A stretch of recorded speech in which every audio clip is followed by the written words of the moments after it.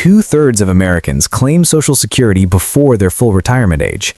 The financial media treats this like a massive collective failure of planning. They act like millions of people are making the same irreversible mistake because they simply do not understand the math. But here is what nobody in the finance industry wants to admit out loud. Sometimes filing at 62 is not a mistake at all. In fact, right now, in this specific economy, it might be the smartest defensive move you can possibly make. The conventional wisdom you've been fed for decades is simple. Wait as long as possible. Delay until you're 70. They tell you that every year you wait past your full retirement age, your benefit grows by 8%. At age 70, you're collecting 124% of what you would have received at 67. That sounds like an absolute no-brainer. Why on earth would anyone leave that much free money on the table?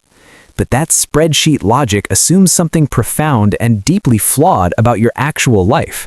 It assumes you're going to live long enough to reach the break-even point. It assumes your spouse does not depend on your filing to unlock their own benefits. And most dangerously, it assumes you have the cash on hand to survive the waiting period without completely cannibalizing your investments. Let us talk about the reality of the 2026 economy. The Federal Reserve has kept rates elevated. The stock market is incredibly volatile and unpredictable. The cost of everyday retirement staples is stubbornly high.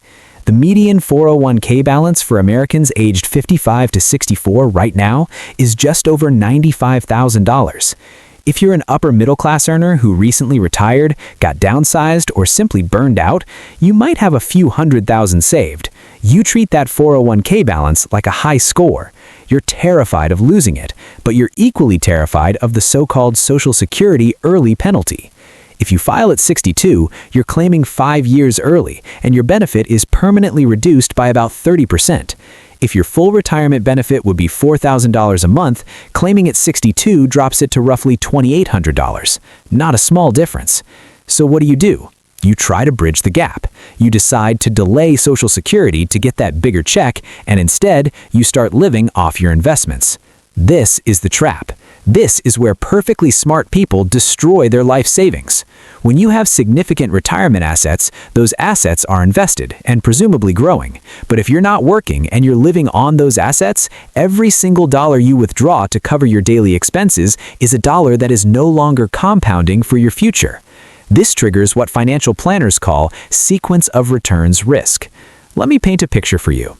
Imagine a 63-year-old former director. She gets downsized. She can't find a comparable salary because, let's be honest, unspoken age discrimination is a brutal reality in this job market.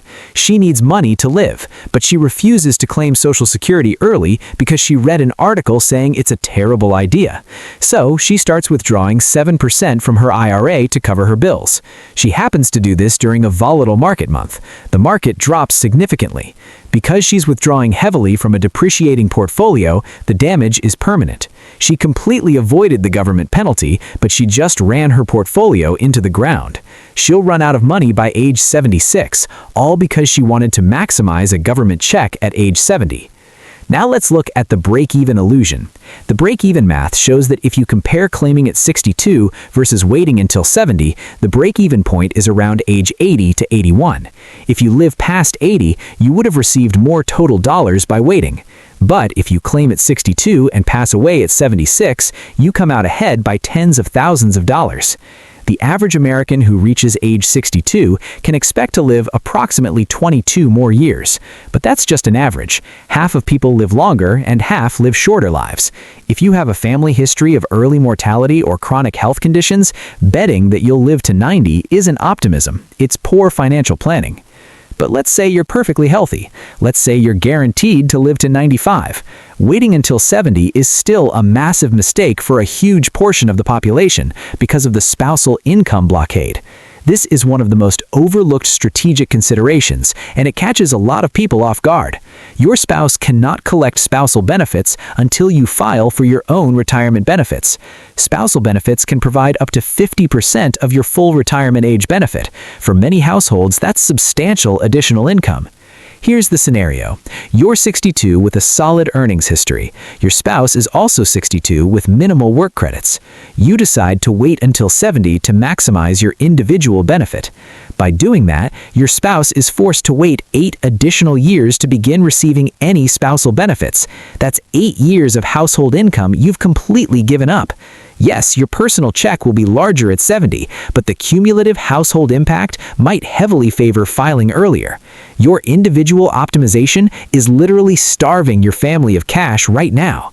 This changes the entire psychological relationship you should have with Social Security. Claiming at 62 is not a penalty, it's a strategic shield. If you claim Social Security early and use those payments to cover your living expenses, you can withdraw significantly less from your portfolio. Your investments get more time to grow. In many scenarios, the additional growth on your portfolio over 8 years far exceeds the benefit you would gain from waiting to claim Social Security. Having that income as a baseline reduces how much you need to pull from investments during volatile periods. You're using the government money to protect your own money. This is what I call the Portfolio Shield Framework.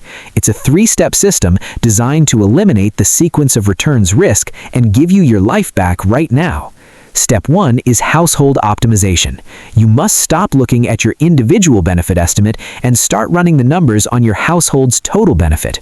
If you're the primary earner and your spouse is sitting there unable to collect because of your delay, you need to calculate exactly how much money you're leaving on the table over the next 8 years.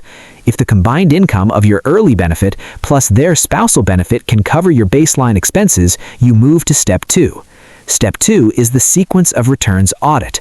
Look at your retirement accounts. If the market takes a 15% dip tomorrow and you're forced to sell assets to pay for your property taxes and groceries, how much permanent damage are you doing to your principal? If the answer is a lot, you can't afford to wait until 70. You're taking on massive market risk just to chase a guaranteed government return that you might not even live long enough to enjoy. Step 3 is deploying the shield. You file for Social Security at 62. You take the so-called 30% reduction. You accept the smaller check, but you immediately use that predictable, guaranteed monthly income to cover your foundational living expenses. And you completely halt or drastically reduce your 401k and IRA withdrawals. You let your nest egg sit. You let it compound. You let it ride out the market chaos. Some people claim early specifically because they want to invest the Social Security payments themselves. If you claim at 62 instead of 70, you receive 8 additional years of payments.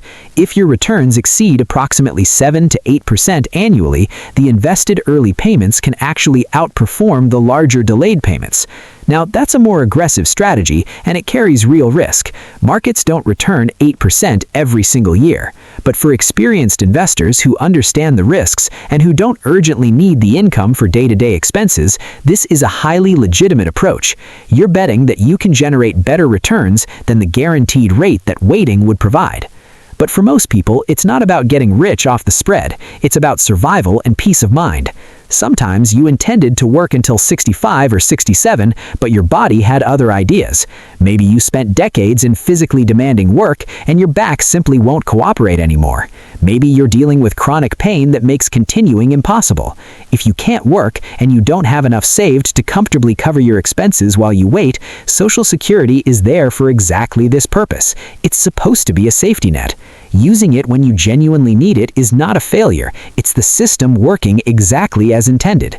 Don't let financial shame prevent you from using a benefit you've paid into for decades. Of course, this strategy isn't for everyone. If you're still working with substantial earned income, filing early usually is a massive mistake. If you earn more than the earnings limit while collecting benefits before full retirement age, Social Security withholds $1 for every $2 you earn above that limit. You'd be taking a permanent reduction and then having payments withheld anyway. It makes absolutely no financial sense. And if Social Security will be your primary or only income in retirement, you should strongly consider waiting as long as possible. When it's your main income, every single dollar matters enormously. But if you have a nest egg, if you're burned out, if you're downsized, or if your spouse is waiting on you, the math changes completely. The conventional view measures wealth by what you have: houses, cars, possessions, visible markers of success. But true wealth is measured by what you choose. True wealth is optionality. Can you retire early because your job is destroying your mental health? Can you absorb disruptions and make choices based on preference rather than strict financial necessity? Taking the money early gives you that optionality.